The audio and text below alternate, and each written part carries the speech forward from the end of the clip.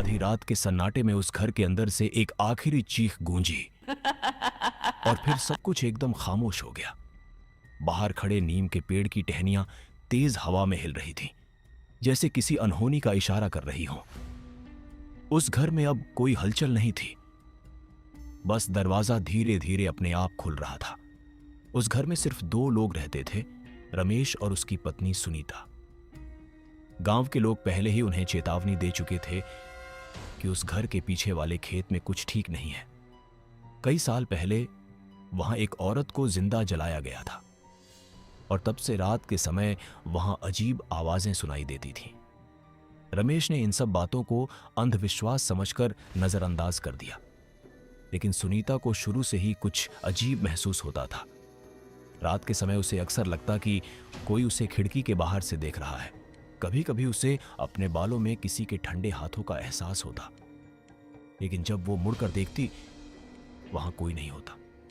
धीरे धीरे घर का माहौल बदलने लगा। दीवारों पर अजीब निशान बनने लगे और हर रात ठीक 2 बजे घर के पीछे से किसी के रोने की आवाज आने लगी। रमेश ने कई बार जाकर देखा, लेकिन वहां सिर्फ खाली खेत और टूटी हुई जमीन मिलती। एक रात सुनीता अचानक बिस्तर से उठकर दरवाजे की तरफ चलने लगी। उसकी आंखें खुली थीं, लेकिन वो जैसे किसी और के कंट्रोल में थी। रमेश ने उसे रोकने की कोशिश की, लेकिन उसका हाथ बर्फ जैसा ठंडा हो गया।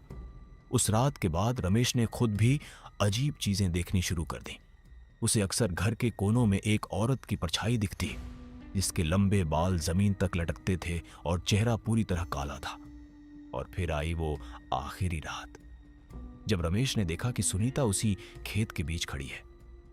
वो धीरे धीरे उसके पास गया, लेकिन जैसे ही वो करीब पहुंचा, सुनीता ने अपना सिर घुमाया। उसकी आंखें पूरी तरह सफेद थीं। अगली सुबह गांव वालों ने उस घर का दरवाजा खुला पाया। अंदर का नजारा किसी को समझ नहीं आया। रमेश और सुनीता दोनों मृत पड़े थे, लेकिन उनके शरीर पर कोई चोट का निशान नहीं था।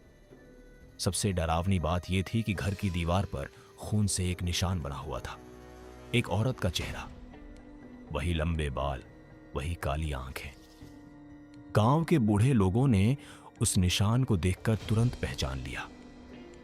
वो उसी औरत का चेहरा था जिसे सालों पहले जलाया गया था। और तब सबको समझ आया, उस रात उस घर में कोई इंसान नहीं मरा था, बल्कि किसी ने अपना अधूरा बदला पूरा किया था।